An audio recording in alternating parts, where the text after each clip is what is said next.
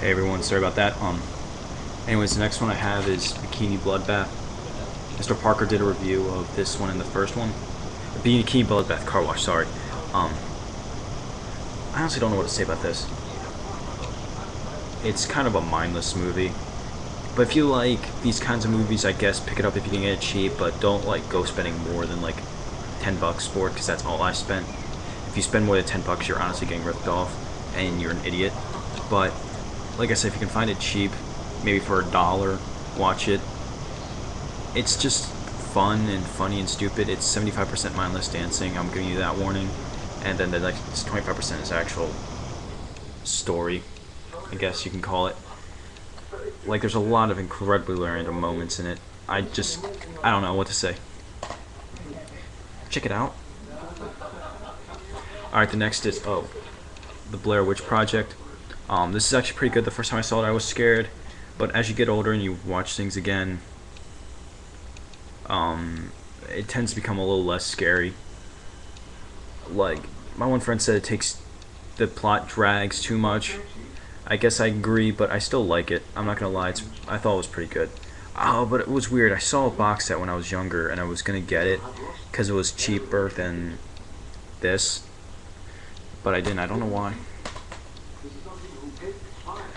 The next is the next is a remake, and that's only because I can't find the original anywhere, and it's The Blob. I love the original one. This one's okay too, but this is one. It's just okay. It's not. I didn't like it as much as the original Blob. I didn't like the cast as much. The cast was much more likable. And I like Steve McQueen a lot more than the lead character in this one.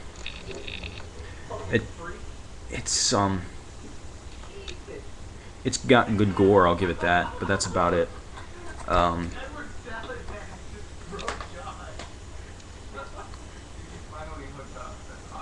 Alright, Blood Feast is the next one. This is one of the earliest of the splatter genre.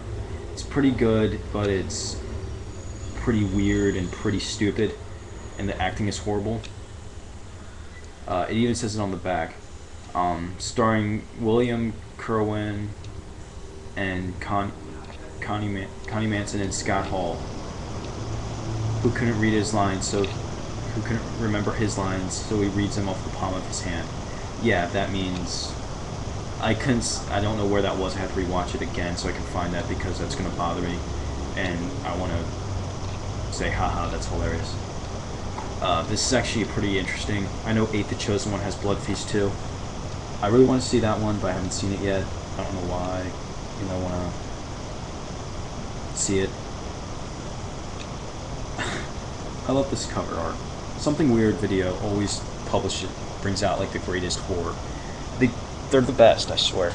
Now this one I got on accident because I asked for Blood Feast for Christmas, but I got this instead.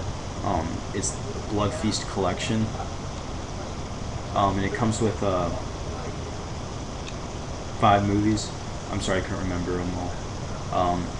I can vouch for all of them. What I mean by I can vouch for all of them is I've seen all of them. And I'm sorry about this consistent glare. It's like I'm recording from a video. I'm recording from webcam, so there's Memorial Valley Massacre, It Happened at Nightmare Inn, Pieces, Die Sister Die, and The Undertaker and His Pals. The Undertaker and His Pals is more of a comedy. Die Sister Die, they're all slashers, pretty much. The only real memorable one on this was Pieces. The rest of them weren't that great. It Happened at Nightmare Inn. First of all, whoever did this is an idiot, because it's not 120 minutes long, if you can read that. Let me get that for you. It's not 120 minutes long, it's only like an hour and 12 minutes. And like, I was scared when I read 120 minutes, because I was watching it, I was like, oh my god, it's still going. This sucks. Stop this movie.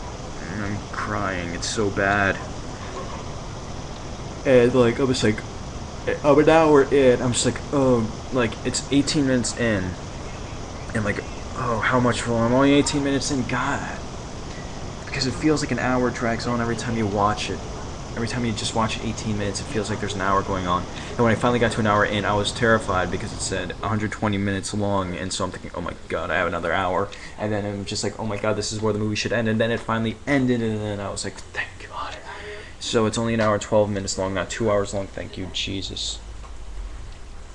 Alright, next is Blood the Last Vampire, the live-action adaptation of the anime. I don't own the anime. This says it's based off the anime series, even though it's clearly more based on just the anime show.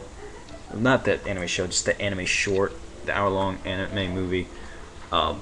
Blood, the Last Vampire, same name. It's kind of similar, but at the same time, not really. It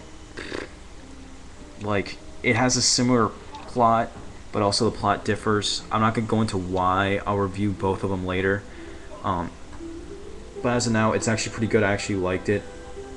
Even though all the blood is CGI, which gets kind of distracting if you're like me and you hate seeing blood being CGI. But if it was like real blood, it probably would have fallen under one of the goriest movies ever made. And that would have been awesome. But since it used so much CGI blood, it's distracting, but it's fun. What can I say? It's just pure mindless fun. Not mindless, but it's just good fun. The next is Brotherhood of Blood by Underground. Ghost House Underground. Yeah, that's right. I like these cases that they give them. They give it to most of them. I don't know if they give it to all of them. Anyways, that's not the point. This is actually pretty interesting. I've watched it once. It's got Sid Haig in it from, The Devil's Rejects. And Ken Farrer he's the black guy in Dawn of the Dead, the original one. And he also plays Keenan's father on Kenan and Kel. This is actually pretty interesting. It's more of a gangster horror movie. It's got some good gore. It's kind of scary at times, but it's not too horror, is what I'm trying to say. It's more or less just kind of horror with some gang moments.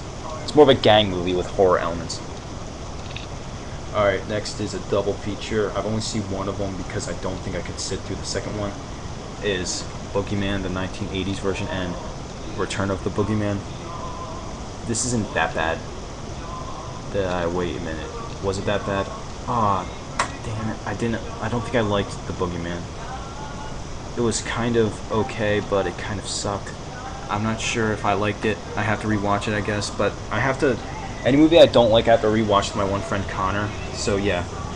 Next and lastly is Buffy the Vampire Slayer. This isn't bad. It's not horror, but I found it in the horror section, so I'm putting it in here. It's better than most vampire movies I've seen. Well, it's better than Twilight, and the vampires actually, are deadly in this one. And the chick's hot. And there are some moments in this movie that are legitimately like horror moments, but it's not like like The Exorcist horror or 30 Days of Night horror. It's like it's more of a horror comedy, definitely. It's like Scream. Anyways, that's part 2. Part 3 will be in a moment.